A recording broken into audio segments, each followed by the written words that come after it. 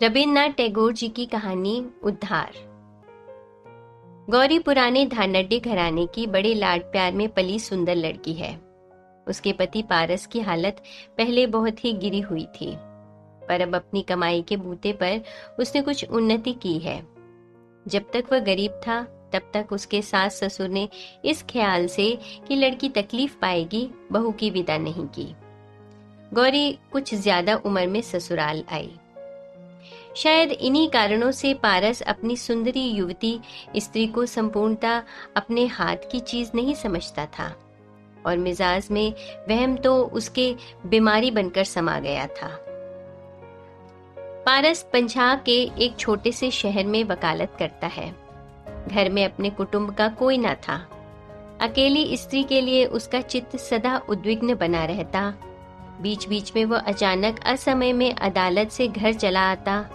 शुरू में पति के इस तरह आकस्मिक आगमन के कारण गौरी की कुछ समझ में न आया। बाद में वह क्या समझी सो वही जाने। बीच बीच में वह बिना कारण घर का नौकर भी छुड़ा देने लगा। किसी नौकर का ज्यादा दिन तक बने रहना उसे बर्दाश्त नहीं होता। खासकर काम की परेशानी का ख्याल करके गौरी जिस नौकर को रखने के लिए ज्यादा आग्रह करती उसे तो वह फौरन ही बाहर निकाल देता।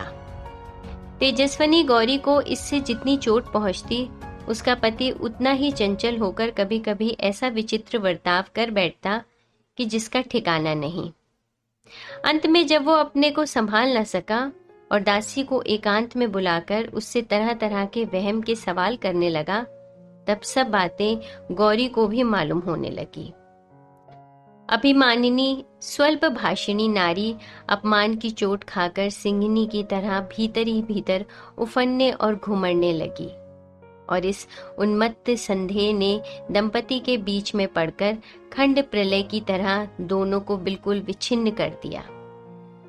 गौरी के आगे अपना गहरा संदेह प्रकट करने के बाद पारस की झिझक और शर्म जब बिल्कुल ही जाती रही, तब वह रोजमर्रा कदम कदम पर साफ साफ संदेह प्रकट करके स्त्री से लड़ने लगा और गौरी जितनी ही गम खाकर मौन अवज्ञा और पैनी निगाह के तेज तीरों से नीचे से लेकर ऊपर तक उसके सारे बदन में लहूलुहान करने लगी, उसका संदेह का पागलपन मानो उतना ही बढ़ता चला गया। इस तरह दाम्पत्य सुख से वंचित उस पुत्रहीन तरुणी ने अपना संपूर्ण अंतःकरण धर्म की चर्चा में लगा दिया। हरि भजन सभा के नवीन प्रचारक ब्रह्मचारी परमानंद स्वामी को बुलाकर गौरी ने उनसे दीक्षा मंत्र लिया और भागवत की व्याख्या सुनने लगी। नारी हृदय का संपूर्ण व्यर्थ स्नेह एकमात्र भक्ति के रूप में इकट्ठा होकर गुरुदेव के चरणों में लौटने लगा। परमानंद के साधु चरित्र के संबंध में किसी को भी कोई संदेह न था। सभी उनकी पूजा करते थे, किंतु पारस उनके संबंध में मुंह खोलकर संदेह प्रकट न कर सकने के कारण अत्यंत व्याकुल हो उठा और उसका संदेह अधीट फोड़े की तरह क्रमशः खुद उसी के मर्म स्थल को कुरेद कुरेद कर खाने लगा। एक दिन जरा सी किसी बात पर जहर बाहर निकल आया। स्त्री के सामने वह परमानंद को दुष्चरित्र पाखंडी कहकर गाली देने लगा और कहते कहते कह बैठा, तुम अपने शालग्राम को छूकर धर्म से बताओ, उस बगुला भगत को तुम मन ही मन प्यार करती हो या नहीं?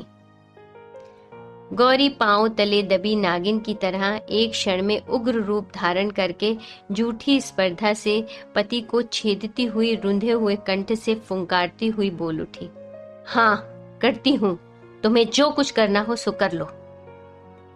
पारस उसी वक्त घर में ताला लगाकर स्त्री को ताले में बंद करके अदालत चला गया। असह्य रोष में आकर गौरी ने किसी तरह दरवाजा खोल लिया और उसी वक्त वह घर से बाहर निकल गई। परमानंद अपनी एकांत कोठरी में बैठे शास्त्र पढ़ रहे थे। वहां और कोई भी न था। सहसा गौरी अमेघ वाहिनी विद्युल्लता की तरह ब्रह्मचारी के शास्त्रा अध्ययन के बीच जाकर टूट पड़ी। गुरु ने कहा, ये क्या?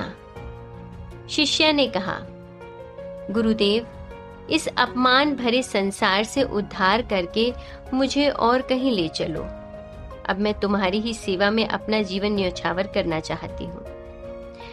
परमानंद ने बहुत डांट फटकार कर गौरी को घर वापस कर दिया। किंतु हाय गुरुदेव, उस दिन का तुम्हारा वो अकस्मात टूटा हुआ अध्ययन सूत्र क्या फिर पहले जैसा जुड़ सका? पारस ने घर आकर दरवाजा खुला पाया। स्त्री से पूछा, कौन आया था यहाँ? स्त्री ने कहा, कोई नहीं आया, मैं खुद गुरुदेव के घर गई थी। पारस का चेहरा सफेद फक पड़ गया और दूसरे ही क्षण लाल सुर्ख होकर बोला, क्यों गई थी? गौरी ने कहा, मेरी तबीयत। उस दिन से घर पर पहरा बिठाकर स्त्री को कोठरी में बंद करके पारस ने ऐसा उपद्रव शुरू कर दिया कि सारे शहर में बदनामी हो गई। इन सब कुत्सित अपमान और अत्याचारों की खबर पाकर परमानंद का हरि भजन बिल्कुल ही जाता रहा। इस शहर को छोड़कर वे अन्यत्र कहीं जाने की सोचने लगे, किंतु बेचारी गौरी को इस दशा में छोड़कर उनसे अन्यत्र कहीं जाते न बना। और सन्यासी के इन दिन रातों का इतिहास अंतर्यामी के सिवा और कोई न जान सका। अंत में उस अवरोध की अवस्था में ही गौरी को एक पत्र मिला।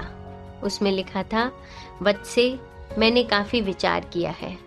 पहले अनेक साध्वी साधक रमणियां कृष्ण प्रेम में अपना घर संसार सब कुछ त्याग चुकी हैं। यदि संसार के अत्याचारों से तुम्हारा चित्त हरि के चरण कमलों से विक्षिप्त हो गया हो तो मुझे खबर कर देना। भगवान की सहायता से उनकी सेविका का उद्धार करके उसे मैं प्रभु के अभय पदारविंद में न्यौछावर करने का प्रयास करूंगा।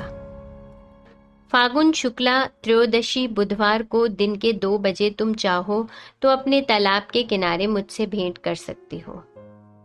पति उस पत्र को पढ़कर भीतर ही भीतर जल भुनकर खाक हुए जा रहे होंगे। ये सोचकर गौरी मन ही मन जरा खुश हुई, किंतु साथ ही उसका शिरोभूषण पत्र पाखंडी के हाथ पड़कर लांछित हो रहा होगा, ये बात भी उसे सहन नहीं हुई। वह तेजी से कमरे में पहुंची। देखा तो पति जमीन पर पड़ा हुआ बुरी तरह तड़फ रहा है। मुंह से उसके झाग निकल रहा है और आंखों की पुतलियां ऊपर चढ़ गई हैं। पति के दाहिने हाथ की मुट्ठी में से उस पत्र को निकालकर गौरी ने जल्दी से डॉक्टर बुलवाया। डॉक्टर ने आकर कहा, एपोप्लेक्सी मिर्गी है। रोगी तब मर चुका था। उस दिन पारस को किसी जरूरी मामले की पैरवी के लिए बाहर जाना था और सन्यासी का यहाँ तक पतन हुआ था कि उस समाचार को पाकर वे गौरी से मिलने के लिए तैयार थे। सद्य विधवा गौरी ने खिड़की में से देखा कि उसके गुरुदेव पिछवाड़े के तालाब के किनारे चोर की तरह छिपे खड़े हैं।